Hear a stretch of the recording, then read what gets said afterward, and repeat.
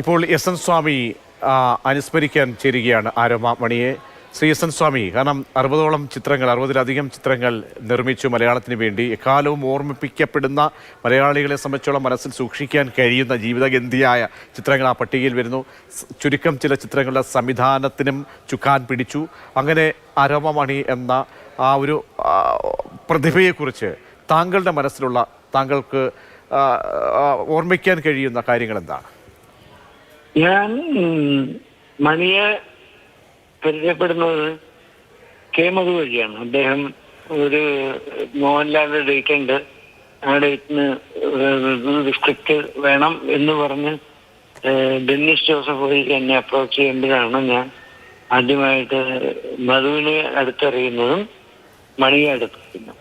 അങ്ങനെ 20-ാം നൂറ്റാണ്ടെന്ന് സിനിമയിൽ കൂടെ തുടങ്ങിയ ബന്ധമാണ് ഞാനും അരോമ മണിയും തമ്മിൽ.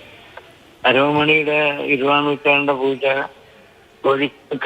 ട്രിവാൻഡ്രം മസ്കറ്റ് ഹോട്ടലിൽ വെച്ച് നടക്കുമ്പോഴാണ് അന്ന് മമ്മൂട്ടി ഉണ്ടായിരുന്നു പൂജയ്ക്ക്. മമ്മൂട്ടി അന്ന് ഫിക്സ് ചെയ്താണ് മമ്മൂട്ടിയുമായിട്ടുള്ള അടുത്തൊരു പ്രോജക്റ്റ് ചെയ്യാൻ.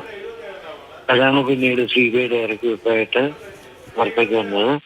പിന്നെ ഓഗസ്റ്റ് 1, ഓഗസ്റ്റ് 15 ഒരുപാട് പടങ്ങൾ, ധ്രുവം തുടങ്ങി പല പടങ്ങളും ഞാൻ സാറിന് വേണ്ടി ചെയ്തിട്ടുണ്ട്.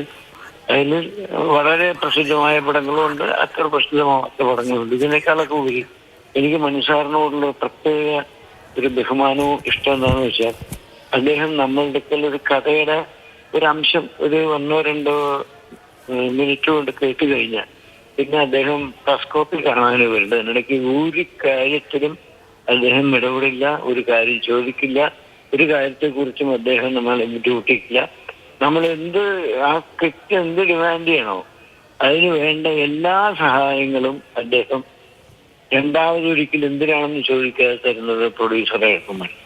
എത്രത്തോളം സിനിമയെ സ്നേഹിച്ച, ഇല്ലെങ്കിൽ സിനിമയെ എത്രത്തോളം മനസ്സിലാക്കിയ ഒരു പ്രൊഡ്യൂസർ എനിക്കുണ്ടായിട്ടില്ല. അങ്ങനെ ഞാൻ എന്താ പറയാ, ഞാനൊരു 3-4 മാസം മുമ്പ് ട്രിവാൻഡ്രത്ത് അദ്ദേഹത്തിന് നേരിട്ട് പോയി കണ്ടിരുന്നു, ഞാനും മധുവും കൂടെ. ഇപ്പൊ ഞാൻ ട്രിവാൻഡ്രത്തേക്ക് പോയിക്കൊണ്ടിരിക്കുക, ഞാൻ ഷാജി കൈലാസം കൂടെ ഇപ്പൊ ട്രിവാൻഡ്രത്തേക്ക് പോയിക്കൊണ്ടിരിക്കുകയാണ്. കാരണം ഞാൻ അദ്ദേഹത്തെ നമുക്ക് മറക്കാൻ പറ്റില്ല, പല കാരണം. ഒരു പ്രൊഡ്യൂസർ എന്നുള്ളക്ക് മാത്രമല്ല. തീർച്ചയായും ഒരുപാട് ഓർമ്മകൾ അങ്ങയെ സംബന്ധിച്ചോളം ഒരുപാടുണ്ട്.